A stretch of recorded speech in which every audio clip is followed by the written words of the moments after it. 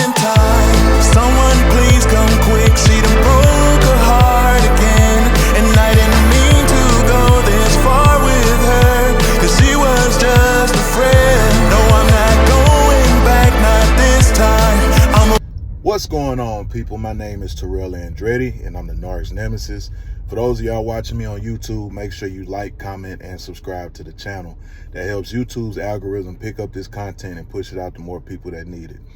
Somebody liked it for you, so make sure you like it for somebody else. Also, make sure y'all hit the notification bell so it notifies y'all that I put out new videos, because if you just subscribe, it's not going to tell you when I put out new videos. You have to put out you have to hit the notification bell, and that'll let you know that I have a new video out. If you need a one-on-one phone session, the links are down below in the video description. If you need to talk, if you need to vent, if you need advice custom made and tailor fitted to your situation, make sure y'all book a session. I do all cities, states, time zones, and countries, so please do not let that deter you from booking a session. If you do not see your desired date or time, make sure y'all send me an email, which is also in the video description, and I will get you scheduled. Because I do weekend and evening sessions, but they are upon request. So make sure y'all tap in and make sure y'all send me an email. That way I can get you booked. Also, y'all make sure y'all check out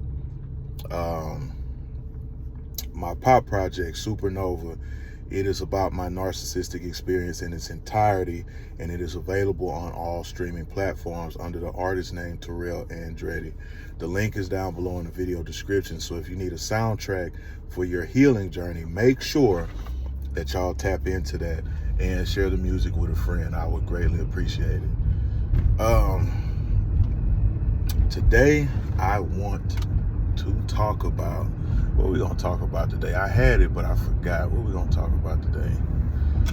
What haven't I spoke on? What haven't I spoke on in a minute?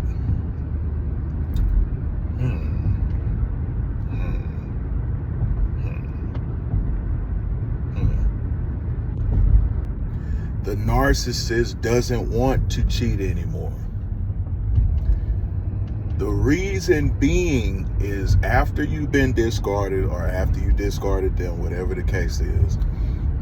See, it was fun sneaking text messages. It was fun sneaking DMs. It was fun following people that they shouldn't be following. It was fun keeping tabs with people that they shouldn't be keeping tabs on.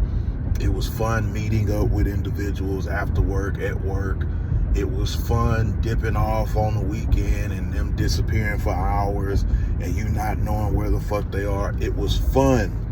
It gave them fuel. It gave them supply. But now that you're out of the situation, now that you done caught them, now that they're busted, it's not so fun anymore. Them cheating while you were still there, knowing that, and I'm going to show you how much of a coward they are. They get a kick out of cheating on you and you're not knowing. Because you're sitting there, you're looking at them in the face, and they're like, he has no idea, she has no idea, and they just getting a kick out of it. But once you remove your situation, let's say you didn't even know they were cheating. You remove yourself from the situation, or they remove you from the situation. Now they looking at that person they were cheating with like, why am I even messing with you in the first place? What did I get out of messing with you? What did I see out of going back and forth DMing you? What did I see in messaging you? Like, and it almost makes them feel disgusted. It almost makes them feel gross. Why was I even having sex with you? Why was I even going down on you? Why was I even doing this? And they feel gross, because now the distraction of that energy is not there anymore. See, you were the buffer between them feeling like shit about themselves and, you know, them feeling guilty and all of that. Your presence kept them from doing that. But see, now that you're gone, there is no presence for them not to feel like shit. Now they have to sit with that. Now they have to sit with knowing that they were messing with a lower level individual or unequally yoked individual, and now they're stuck with that. There isn't a 1 foot in, 1 foot out. There isn't a 1 heart in, 1 heart out. There isn't a 1 emotion in, 1 emotion out. Now it's just, no, this is all you got. And they hate that feeling because it makes them feel guilty.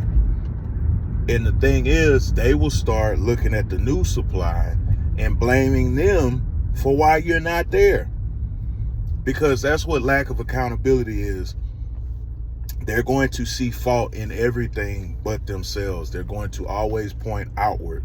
They're going to always say there was a cause to their effect. And they're going to blame that new supply, that person that had nothing to do. Because some of them don't know, but a lot of them do know. So I say fuck them too. So a lot of them motherfuckers do know. A lot of them actually sit back and laugh at your ass in private because, your ex-partner or ex-narc, whatever you want to call it, has told this individual so much of your fucking business and ran their mouth and, done told everybody or this person, and then that person done ran and told everybody they know. So now everybody knows your business. And the fucked up part is they keep these people secret, or they keep these situations secret, so you don't know shit about these other people. You don't know anything. They know all of your business, but you don't know nothing about them. Not even if they exist half the time. You don't know shit about them. But they know all your business. They know what you got, what you don't got, where you live, where you don't live, what you've been through, what you haven't been through, and it's all because the narc done ran their fucking mouth. And the thing is, I tell regular people this shit too. Stop talking to friends and family about your fucking relationship. I'm telling y'all the same thing. Stop talking to your friends and fucking family and coworkers about your fucking relationship. Where you need to be speaking on your relationship is therapy or counseling, whatever the fuck you decide. Because your family and your friends are going to hold whatever grudge or opinion about your spouse or whatever the fucking case is. You might get over it because your emotions are fleeting. They're going to go up and down, whatever. But you done ran your mouth, or they done ran their fucking mouth to everybody. And half the time, the shit ain't even fucking true. It's just their emotional perspective of what happened. So they will tell all these people, oh, they're such a bad person. They did this. They put their hands on me. It's a lot of people out there right now, especially my fellas. It's a lot of people out there right now that think you put your hands on this woman. It is a lot of people out there right now thinking that you beat the shit out of this woman. Mind you, if they were smart, she ain't been to the ER. She can't produce no pictures. Ain't missed no days from work. Ain't had to wear no fucking sunglasses. Now time. But you done been putting your hands on her. You 250 pounds plus. Go to the gym every day, whatever the case is. You put your hands on her and ain't leave a mark. Riddle me that. But see, all of that shit is fun when you trapped in the situation, when you locked into the situation. All of it is fun. When you get out of the situation, it ain't nobody to play with. Because 9 times out of 10, you were the only person that's stuck through their bullshit. Everybody else was in and out. In and out. If they was dealing with a woman, they coming in, they get a little money from them, they get a little sex on the side, whatever, and then shit, they get out their way. If it's a woman and they was dealing with men or whatever, shit, they coming through, pump and dump and shit. They don't want to hear all that, all them problems and shit like that. So when you're out of the situation, they're left with meaningless encounters. And not saying yours was just, super, like they respected the substance in it either. But what I am saying is they may have not respected the substance, but they know it was there. They might have not respected the effort, but they know it was there, and they know the difference between that and emptiness. They know the difference. They might not be able to receive it or appreciate it, but they know the difference. And see, it was thrilling for them to cheat on that. It was thrilling for them to message people behind your back. It was thrilling for them to talk about you, and you were still present. Because this is the thing, what they don't understand. The people that they're talking to, they pay attention to the narcissist cycles. They pay attention to how many dudes or how many women been in and out of that person's life. And the narcissist has said the same thing about each and every last one of them. And they don't understand that the people that they are gossiping to are paying attention. They're listening. Oh, they gonna get the tea. And what's that new shit they got out here? Clock that, all that shit. They gonna get the tea. They gonna sit and listen. They gonna act like they on your side. They gonna on their side. They gonna sit and listen. They gonna get, they gonna pour gasoline on the fire and everything. But in their mind, they like, girl, she said that about the last 3 dudes. Or man, homeboy, he said that about the last 3 females. And they putting this shit together.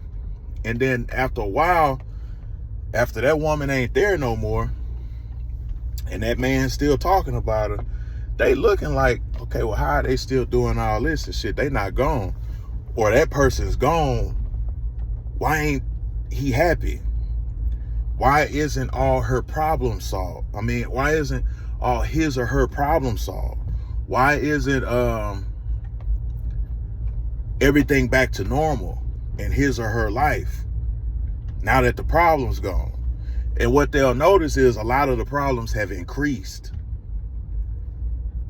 And then the people that are spectators, they starting to put 2 and 2 together after a while. Now, don't get me wrong.